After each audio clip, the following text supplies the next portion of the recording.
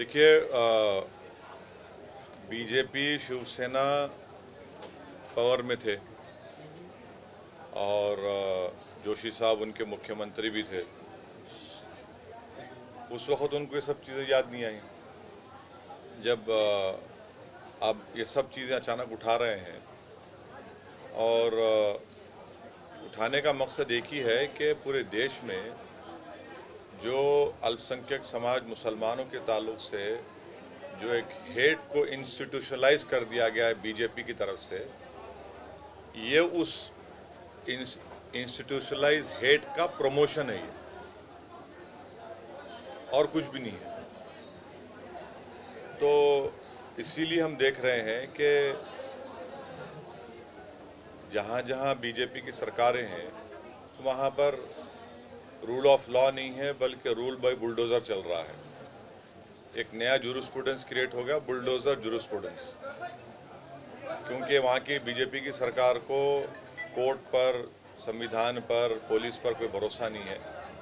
तो इसलिए collective punishment के तौर पर मुस्लिम समाज को कलेक्टिव पनिशमेंट दिया जा रहा है, जो हमारे देश के लिए, हमारे देश की कॉन्स्टिट्यूशन के लिए, संविधान के लिए, देश की जुडिशल सिस्टम के लिए बहुत गलत है ये। और तीसरी बात ये है कि आप तमाम लोग जानते होंगे श्याम शरण साहब को। वो भारत के हमारे IFS ऑफिसर थे, फॉरेन सेक्रेटरी थे, देश के लिए बड़े इम्पोर्टेंट उन्होंने इंटरनेशनल एग्रीमेंट्स किए, देश के बहुत सी सीक्रेट्स वो जानते हैं, जियोपॉलिटिकल सिनारियो को समझते हैं।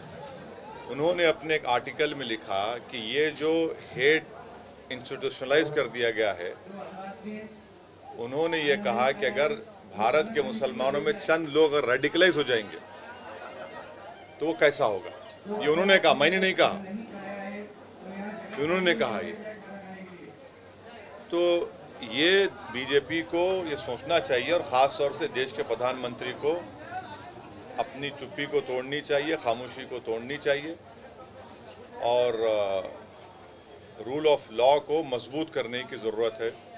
जो बदकिस्मती से, बदबख्ती से बीजेपी उस रूल ऑफ लॉ को, हमारे जो पूरा एडिफिस है वो हमारी लोकतंत्र का, वो कमज़ोर पड़ रहा है। सर, ये बीजेपी की तो बात आपने कही, कल भी हमने आपका एक वीडियो देखा था भाषण करते वक्त, जिस तरह की स्थिति है आपके आंखों से आंसू झलक आए थे, वो तो बात आप बता ही रहे। लेकिन ये जो राज ठाकरे की खास तौर से राजनीति महाराष्ट्र में देखने को मिल रही है, इसको आप कैसे देखते हैं? ये क्या है, दो भाइयों का झगड़ा है वो, मेरे को क्या करना है उसमें। हमारा बोलना इतना है कि लॉ एंड ऑर्डर ख़राब नहीं होनी चाहिए। लॉ एंड ऑर्डर सुप्रीम है, पीस को हमेशा बरकरार रखना चाहिए और इसकी जिम्मेदारी पीस को मेंटेन करने की ये 1 in 3 सरकार जो है इनकी जिम्मेदारी है और पुलिस की भी जिम्मेदारी है, हमारी भी जिम्मेदारी है और जनता की भी जिम्मेदारी है। मगर प्राइमरी जिम्मेदारी जो है वो यहाँ की सरकार की है, वो महाराष्ट्र के पीस को मजबूत रखे, उसको बरकरार रखे।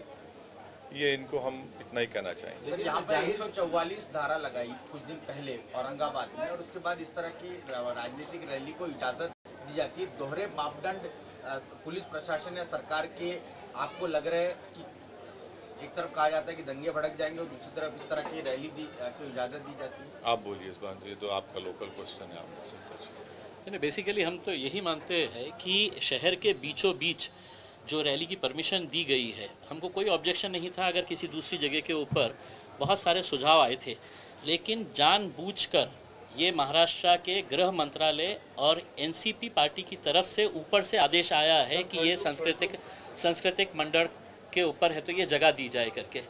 तो अगर शहर में ये जानते हुए कि ईद का माहौल है, इतने सारे लोग बाज़ारों के अंदर है, बच्चे हैं, औरतें हैं, सब बाजार के अंदर है, अक्षय मतलब सारे त्योहार का जो है 2 साल के बाद है तो लोग है तो मार्केट के अंदर आए हैं, दुकानदार जो है वो पूरा अपना सामान भर के रखे हुए है, और ऐसे माहौल के अंदर उन्होंने यहाँ पर परमिशन देना कहीं ना कहीं ये एक ऐसी एक चाल चली जा रही है जिसके अंदर उन्हें कोई फ़र्क नहीं पड़ता है कि शहर का माहौल ख़राब हो, ज़िले का माहौल ख़राब हो, हमने परमिशन दे दिया तो आओ भाषण दो और आपको क्या करने का है करके।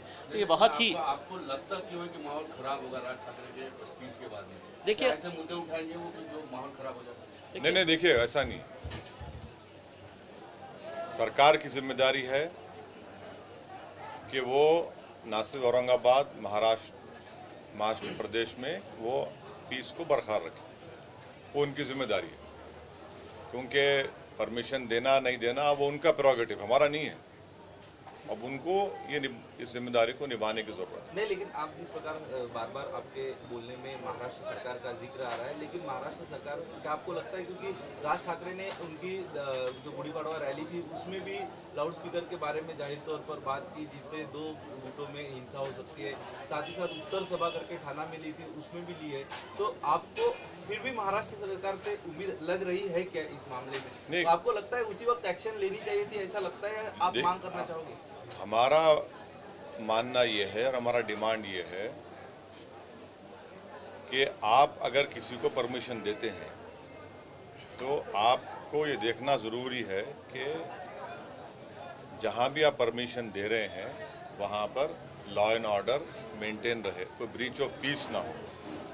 ये उनकी जिम्मेदारी है और हम उम्मीद करते हैं कि वो इस जिम्मेदारी को निभाएंगे।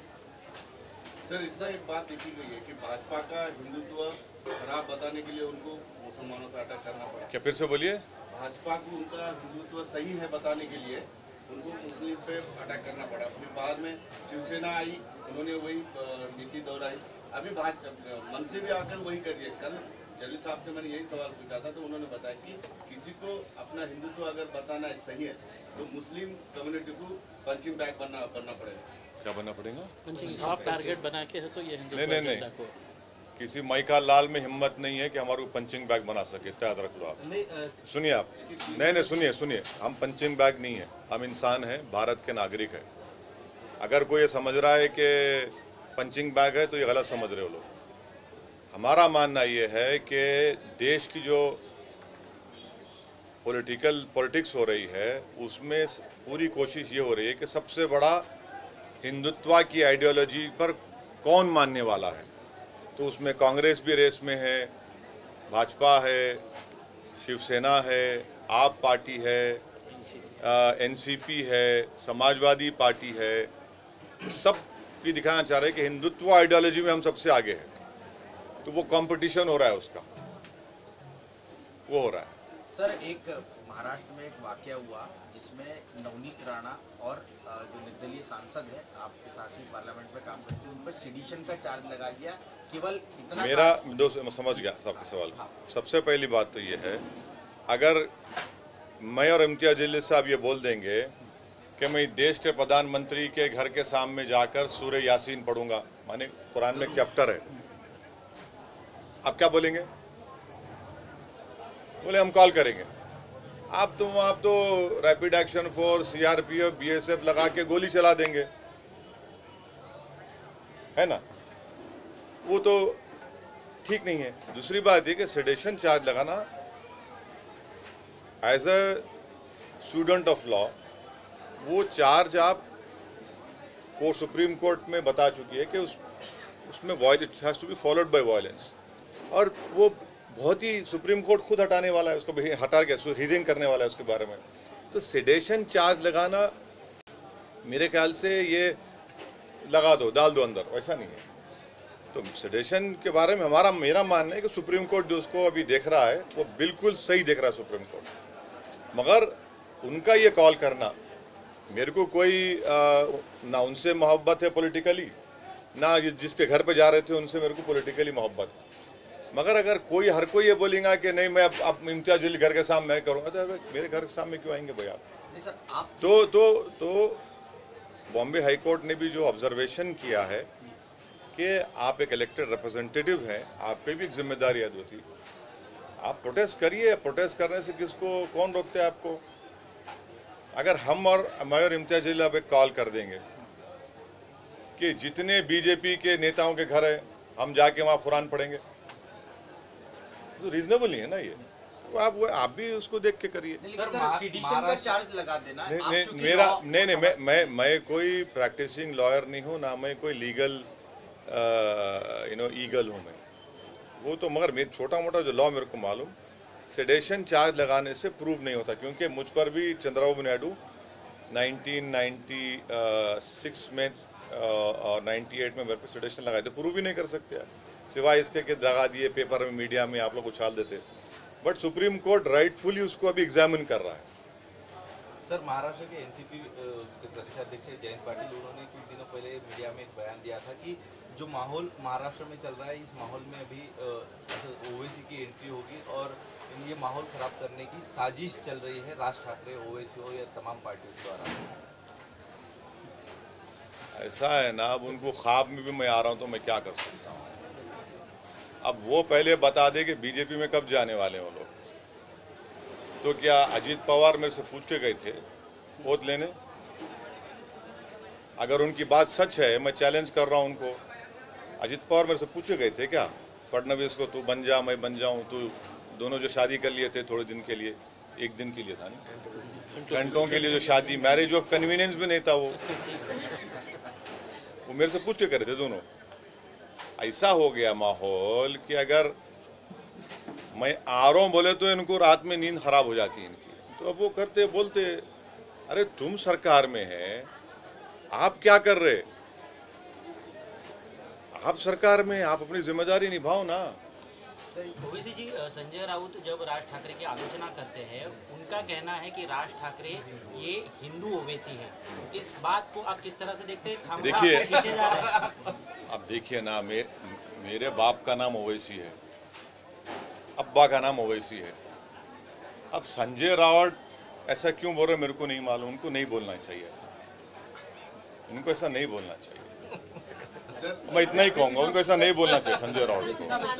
ऐसा है ना, संजय राउत तो उस घराने से ताल्लुक है उनका, वो जिम्मेदार आदमी है। अब संजय राउत अगर अपने लीडर के घर का फ्रस्ट्रेशन मेरे पे क्यों निकाल रहे? मेरे को उससे क्या करना है? वो भाई भाई का झगड़ा है ना, तुम बिठा के मिला दो उन लोगों को। अरे ओवैसी ओवैसी ये सब क्या, तुम क्या जो तुम बीजेपी के साथ इतने साल जो हनीमून मनाए, वो क्या था? मोदी को वोट दो बोले आप 2014 में 19 में, वो क्या था? तुम तो 370 पे साथ दिए। तो ये बकवास है ये, और क्या है? सर जो मस्जिदों से लाउडस्पीकर हटाने का मुद्दा है, आपका उस पर क्या व्यू है? देखिए हमारा मानना ये है कि ये सब इसलिए किया जा रहा है क्योंकि एक माहौल जो मुसलमानों के खिलाफ हेट का बन रहा है, उसी का हिस्सा है ये। अरे भाई, आप ये सवाल मुख्यमंत्री से पूछिए, आप ये सवाल शरद पवार साहब से पूछिए। आप बताइए ना कि आप क्या करने वाले हैं। मैं मुख्यमंत्री हूं क्या? जिस दिन इम्तियाज जलील मुख्यमंत्री बन जाएंगे हम बता देंगे आपको क्या को अल्टीमेटम दिया तो क्या करते हम। ये तो सरकार को बताना है ना। लेकिन आपके कार्यकर्ताओं को आप क्या कहेंगे कि हनुमान चालीसा बजाई जाती है? सभी देखिए, एक बात है, हम पीस और अमन को मजबूत करो बोल रहे हैं, मगर आप जैसा बोल रहे हैं हम पंचिंग बैग नहीं है, हम पंचिंग बैग नहीं है। सर, बात मुसलमानों के सॉफ्ट कॉर्नर करने की हो रही है। हाँ, बात मुसलमानों के सॉफ्ट कॉर्नर हम बता रहे हैं, सॉफ्ट टारगेट किया जा रहा है। इसी बीच में बीजेपी ने एक और एलिगेशन लगाया है कि जो गोरखपुर कांड में जो अब्बासी हैं वो आईएसआईएस के लोगों से सोशल मीडिया के जरिए बातचीत करते थे और कई सारे ऐसे प्लान्स को भी वो ऑनलाइन सर्च करते थे कि ये भी एक मुसलमान व्यक्ति ही क्यों है। ये अब्बासी भी एक मुसलमान व्यक्ति ही है और वो आईएसआईएस से कनेक्टेड था। तो एक बार दोबारा आज आपको मालूम आज क्या हुआ? कल अयोध्या में क्या हुआ? मुसलमानों की नमाज की टोपी पहनकर मुसलमानों की ही मस्जिद में ले जाकर सुअर का गोश्त फेंके और पकड़े गए। कौन था वो? बजरंग दल के ऑर्गेनाइजेशन से था। कौन थे भाई ये लोग? जहां तक सवाल टेररिज्म का है तो फिर ये इखलाक को, पीलू खान को, रकबर को मारने वाले कौन है भाई? और तीसरी बात यह है कि आप पूरी तहकीकात करिए। हम तो हर किस्म के वायलेंस को, टेररिज्म को कंडेम करते हैं। आज ही बेंगलुरु में कर्नाटका में एक साहब जो है मस्जिद में चले गए कल, जहां पर लेडीज मुस्लिम नमाज पढ़ रही थी, कपड़े उतार दिया उनके सामने जाके और गाली देना शुरू कर दिया। कौन है ये लोग? फिर रेडिकलाइज कौन कर रहा है इनको? मैं शुरू से कह रहा हूँ रेडिकलाइजेशन हो रहा है। और मैं तो मेरे पे जो गोली चली, मेरी गाड़ी पे गोली चली, तो मैं किसी समाज को ब्लेम नहीं किया। मैं बोला वो रेडिकलाइज क्यों हुआ? आप रेडिकलाइजेशन पे रोको ना, उसको रोक लगाइए रेडिकलाइजेशन पे। रेडिकलाइजर कोई भी हो रहा है उसको रोक लगाइए। क्यों हो रहा है उसके आपको मालूम, मगर आप तो खामोश बैठे हुए हैं। सर 2019 में लोकसभा चुनाव न लड़ते हुए भी जिस प्रकार ने राज ठाकरे ने एक अलग अंदाज में मोदी के खिलाफ प्रचार किया था, और अभी हालात ऐसे हैं कि नहीं मगर बी टीम में हाँ ना, नहीं हम पूरा डील हम कर लेते। अब आप देखो, आप हम लड़के शिवसेना को हराए, हाँ वो तकलीफ है संजय राउत को कि औरंगाबाद की हिंदू मुस्लिम दलित जनता ने शिवसेना को हरा दिया, तो वो उन गुस्सा मेरे पे कभी कभी निकाल लेते। सर आखिरी सवाल मेरा ही है, मेरी तरफ से आखिरी सवाल ये है कि फिर एक बार कल की सभा में हो सकता है कि औरंगाबाद का नाम संभाजी नगर किया जाए। इस मांग को आगे बढ़ाते हुए सरकार पर दबाव बनाएंगे। सर आपकी और सर की दोनों की प्रतिक्रिया चाहिए। बोलते यार क्या तुम इंपॉर्टेंस दे रहे थे लोगों को? आप लोग खामखा धूप में एक बात सुनिए, क्यों इतना धूप में टाइम खराब कर रहे हैं आप? जाइए ना अपने।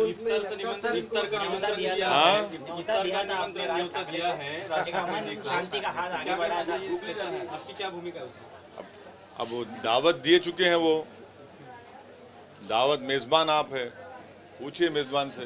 लेकिन वो शादी को गए दूसरे, लेकिन दावत उन्होंने ली नहीं। शादी को गए, भागवत करार बीजेपी दावत ली घर पे शादी के लिए जाने को था राज ठाकरे।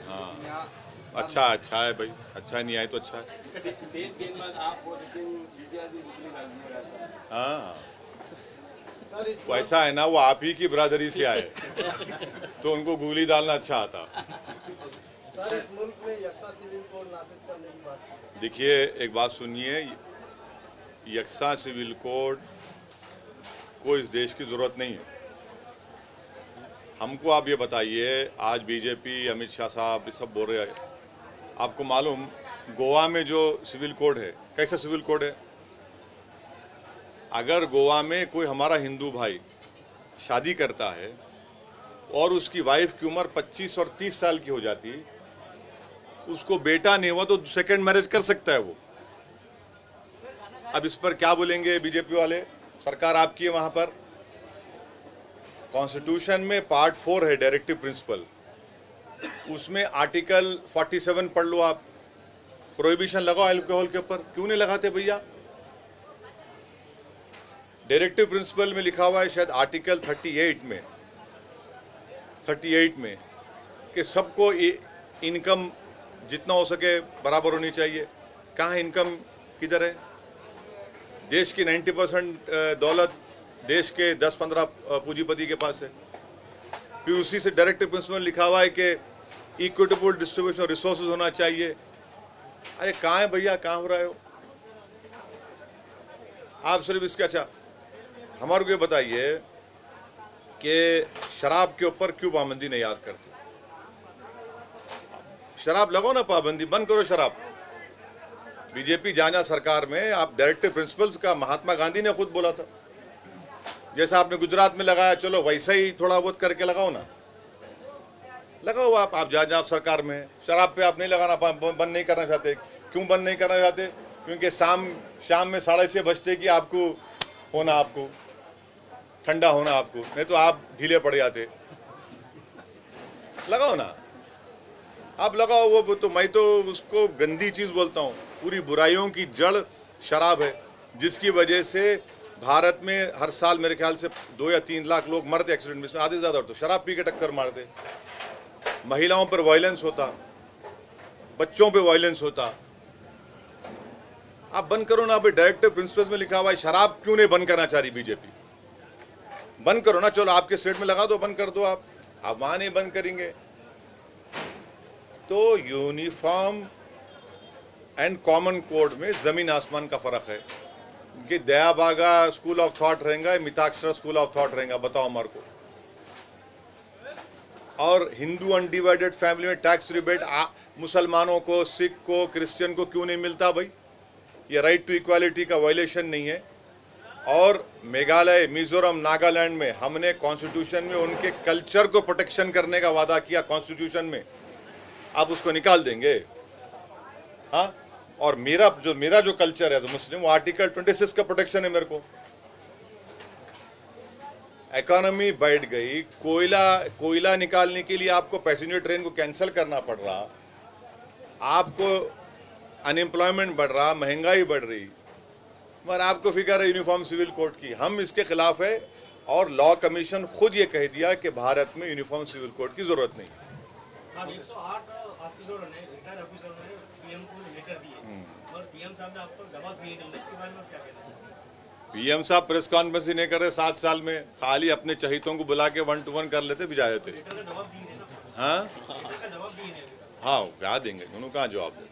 इस तरह से मुल्क में अक़लियतों पर मज़ालिम बढ़ रहे हैं, अफ़गानी सतह पर मुल्क को यानी हज़ीमत उठाना पड़ रही है। नहीं, ये तो सोचना है ना, तो मुल्क की बरसर इख्तिदार जमात जो है बीजेपी, उनको सोचना है। वो तो मुसलमानों पे ऐलान जंग कर चुके हैं। सर, एक आखिरी सवाल होगा, 3 तारीख का भी वक्त आ रहा है और जिस तरह से हम जिक्र कर रहे थे लॉ एंड ऑर्डर का कि राज ठाकरे द्वारा धमकी भी दी गई है, तो क्या कह सकते हैं कि सरकार ने रेगुलेशंस तो दी हैं, लेकिन ये साफ कहता है कि आप पहले कुछ कर देंगे उसके बाद हम एक्शन लेंगे, तो क्या सरकार इंतजार कर रही है? हम यही बोल रहे हैं सरकार को, आप परमिशन दिए, आपकी जिम्मेदारी है कि महाराष्ट्र में पीस होना चाहिए, आपकी जिम्मेदारी है, आप इस जिम्मेदारी को निभाइए। आप, हम भी यही चाहते हैं कि महाराष्ट्र में अमन रहे और इंशाल्लाह अमन रहेगा। अगर कोई धमकी दे रहा है, कोई ये बोल रहा है, तो फिर भाई सरकार बड़ी है या क्या बड़ी है, बताइए ना आप। सर, इम्तियाज सर ने पिछले महीने में एक प्रपोजल दिया था महाविकास आघाड़ी सरकार को कि उन्हें महाविकास आघाड़ी सरकार में ज्वाइन किया जाए, उस 3 पहिया गाड़ी को एक 4था पहिया एमआईएम का लगाया जाए, क्या लगता है? उन्होंने बोल दिए, उधर से क्या हुआ फिर? आपको लेकर के शरद पवार को मिलने जाने वाले थे। हाँ? आपको साथ में लेकर के इम्तियाज सर शरद पवार को मिलने को जाने वाले थे, मिलने को गए नहीं, इसलिए कुछ हुआ नहीं होगा। क्या बोलेंगे, वो हमारे नाम से नफरत करते भाई, हमारा नाम सुन के वो लोगों को पेट में दर्द शुरू हो जाता। मगर एक्सपोज तो हो गए ना। आप असेंबली चुनाव में कांग्रेस और राष्ट्रवादी कांग्रेस हर सभा में महाराष्ट्र के मुसलमानों जाके बोलते थे कि ओवैसी को वोट मत दो, भाजपा शिवसेना को रोकना है। और जैसा चुनाव हुआ, आप शिवसेना से शादी कर लिए। और मुसलमान क्या करना, हमारा मुसलमान को धोखा दिया आप। सुनिए सुनिए सुनिए, महाराष्ट्र के मुसलमानों को आपने धोखा दिया ना। आपने कहा कि भाजपा शिवसेना को वोट मत दो और ओवैसी को वोट मत दो, मगर आप जो चुनाव हो गए, आप दोनों मिलकर शादी कर लिए, तीनों मिलकर बल्कि।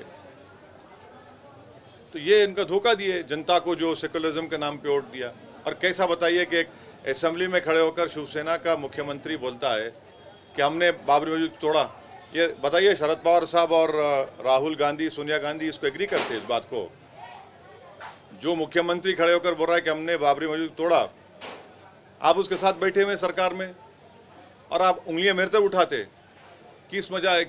कौन दिया अख्तियार आपको मेरे पे उंगलियां उठाने का?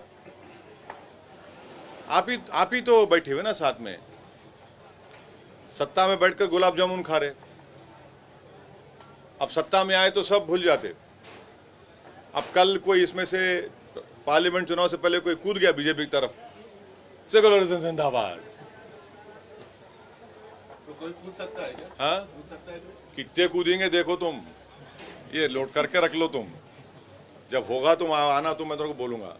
सर, एक सवाल ऐसा है कि राज ठाकरे की रैली के बाद में बहुत सारे पार्टी जब रैली की सिलसिला शुरू होगा, उद्धव ठाकरे भी रैली ले रहे हैं मुंबई, तो क्या एमआईएम भी एक रैली करेगी? वैसे भी मुंबई की रैली पेंडिंग है।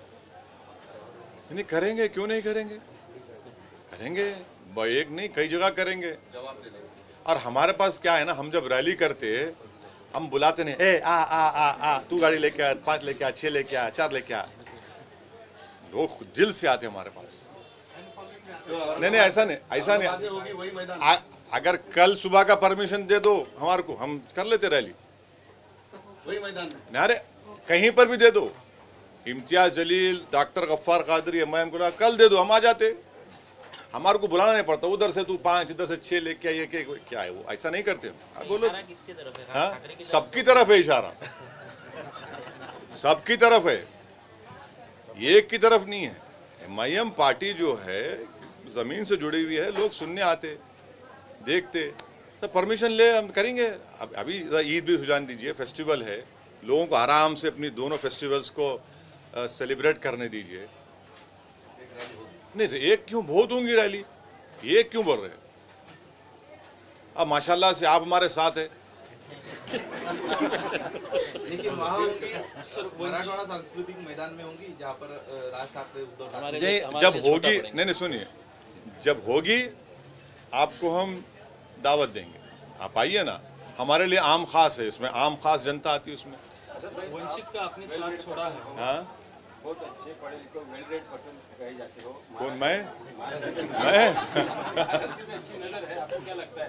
बीजेपी बार बार कह रही है कि शिवसेना बहुत कमजोर होती जा रही है हिंदुत्व को लेकर। हाँ, बीजेपी कह रही है कि शिवसेना कमजोर होती। नहीं मैं आप इसी रिलेटेड सवाल के जवाब में मैंने अभी कहा कि पूरे देश में कौन हिंदुत्व आइडियोलॉजी पे ज्यादा वफादार है, उसका कंपटीशन चल रहा है, जिसमें सब पार्टी शामिल हैं, सब पार्टी शामिल हैं, सिवाय हमारा वो टीआरएस को छोड़ के अभी तक पूरे लगे हुए उसमें, दौड़ में सब लगे हुए हैं, भाग उसी में लगे हुए हैं। आप देखो क्या जुमला दे रहे, क्या बोल रहे हैं लोग, क्या जबान इस्तेमाल कर रहे हैं। शिवसेना कमजोर होती जा रही है या? देखिए, ये मेरा काम नहीं है। आपकी नजर नहीं, मेरी नज़र मेरी पार्टी पे, मेरी नज़र डॉक्टर गफ्फार कादरी पे, इम्तियाज जलील पे, हमारे लोगों पे नज़र है। मेरी नज़र दूसरों पे रहती ही नहीं। मेरे को क्या करना है, मैं यही चाहता हूँ कि उनकी नज़र मेरे को नहीं लगना। एक सवाल है, आखिरी बार ये 2 साल के बाद अचानक राज ठाकरे क्यों जागे? अरे मेरे को क्या मालूम भाई, मेरे को नहीं मालूम। वो दखन की एक कहावत है, कभी कोई बासी कड़ी को उबाला। चलिए।